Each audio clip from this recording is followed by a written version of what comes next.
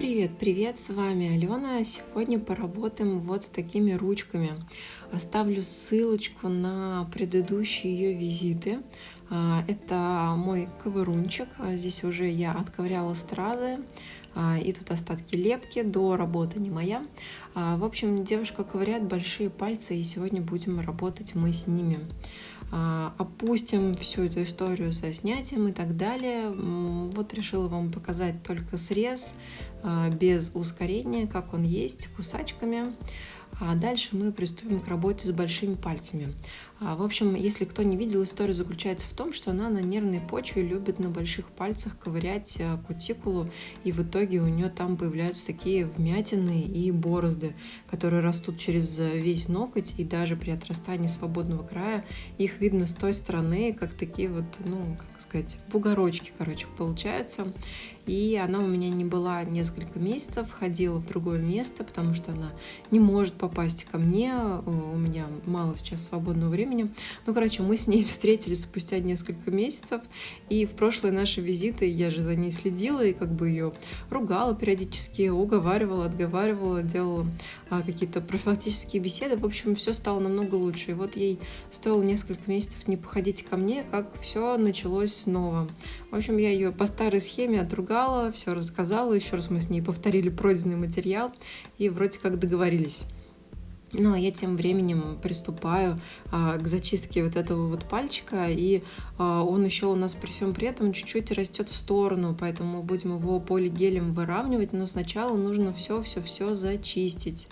А зачистка здесь будет не из простых, потому что кутикулу по большому счету даже подвинуть нельзя по-человечески, так как она расковырена и вскрыта, и здесь уже хорошо видно, что лунка очень-очень большая, и это происходит из-за того, что она каждый раз двигает указательным пальцем она додвигает, и в итоге у нее там все более чем вскрыто наружу. А вот в этом синусе там такая жесткая корочка, как будто там пятка у нее. Чтобы вы понимали, то там кожа уже настолько прифигела от того, что с ней делают, что она стала очень-очень жесткой, потому что она говорит: ребята, ай-яй-яй, атака нападает, я пойду нарасту побольше, сделаю потолще, чтобы меня не вскрыли и не расковыряли. А вот где-то посередине у нее склейка, которую я даже не смогла раскрыть, и я считаю, что ничего в этом страшного нет, я не буду здесь лезть. Вот посередине ее очень хорошо видно, ее визуально хочется убрать, но поверьте мне на слово, шансов нет от слова совсем и вообще. Поэтому я туда не лезла, оставила все как есть. Вот так выглядит наш уже очищенный пальчик. И вот здесь осталась такая желтая часть, я сейчас ее покажу, вот это вот видно. Да, ее нужно будет еще дозачистить. Такую зачистку я покажу на следующем пальце. У меня в этой части что-то, по-моему, не снялось. И вот второй большой палец на другой руке выглядит примерно так же. Единственное, что здесь нет такой серьезной склейки. Также обрабатываем поверхность остатков геля, ногтя. Все это дело спиливаем, выравниваем параллели. И тут я покажу, как я буду выкладывать это полигелем. Но прежде всего зачистка. Тут все происходит немного легче, потому что, еще раз повторюсь, здесь нет склеечки, я все зашлифовала. Хотя здесь такой же сложный синус, который точно так же загрубел и ороговел. И вот сейчас я счищаю вот эту часть желтую. Здесь на самом деле просто как ходьба по минному полю, потому что я понимаю, что вот эти вот вмятины и провалы, и там близко, очень-очень близко до мяса. Поэтому нужно быть осторожной и работать практически не дыша. В профиль, наверное, хорошо было бы видно. В общем, как есть, так и есть. Дочищаем как можем, вскрываем предыдущие отслоечки. Здесь был небольшой кармашек, тоже все зачищаем. И дальше уже наносим все подготовительные жидкости, такие как праймер, дегидратор. И теперь у нас будет база. Ее наносим тонким слоем, это подложка, грунтовочный слой, просушиваем. И дальше будем использовать полигель. Кладем нашу капельку. Я использую апельсиновую палочку. Вот как раз хотела найти возможность об этом сказать. Почему апельсинка? Потому что ее копытце позволяет классно притоптать полигель по боковым и в зоне кутикулы. кутикуле. Ну, короче, вы поняли, в зоне кутикулы. А дальше уже все это можно аккуратно стянуть и разровнять кисточкой для полигеля. У меня кисть для полигеля натуральная, которую обычно используют для акрила. Кисточка старая, и я не помню, какой у нее производитель. Короче, она, по-моему, у меня бессмертная.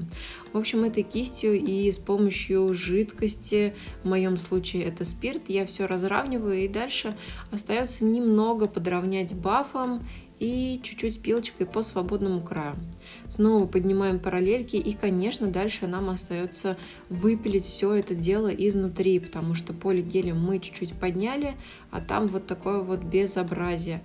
Я уже говорила, что этот ноготь растет очень неровный, то есть вот эта ковыряшка, вот этот провал, он прорастает через весь ноготь и выходит со стороны свободного края, естественно, бугорками, ну там внутри под ногтем, поэтому мы все это дело тоже выпиливаем. Для этого я использую твердосплавную фрезу с красной насечкой. Снова вычищаем все пилкой, работаем до тех пор, пока нам этот палец не понравится. Стряхиваем пыль. Всегда, кстати говоря, убирайте пыль, никогда не перейти на пыльные ногти, потому что с пылью просто непонятно, доделали вы работу или не доделали. Процесс кажется бесконечным, но на самом деле это только в рамках видео, ибо я ничего не ускоряла. А по большому счету вот так вот быстро и просто наш пальчик стал красавчиком. Довожу до идеала уже на этот раз бафом. И тут мы сделали выравнивание твердым гелем. Отодвигаем кутикулу, и сейчас будем наносить черный гель-лак. У меня черный от Ньютонов, и я показываю свою любимую технику. Это техника нанесения плоской кистью или скошенной кистью. Техника не моя, я ее где-то увидела в интернете, но я честно не помню где. Это было так давно, что все почему-то думают, что она моя. Но я просто решила ее показать, и поэтому она ко мне прилипла. Обычно такое не показывают, все мастера скрывают свои секретики. А я подумала, что надо явить миру, потому что реально удобно. Особенно если у тебя черный там, или какой-нибудь белый цвет, сложный. Вообще я считаю, что это прям выход и спасение. Мы повторяли какой-то дизайн из картинки с просторов интернета. Ну, как повторяли, примерно сделали похожий, не очень повторили, около. Вот, у нас сейчас идет инкрустация стразами. Сегодня для крепления страз я использую базовое покрытие. Это густая каучуковая база, которую я наношу. Отдельно под каждую стразу просушиваю. Сначала я просушила опалы, дальше я вокруг как бы обмазала снова базой, и сейчас выкладываю кристаллы с эффектом АБ. Это стразы Сваровски оригинальные.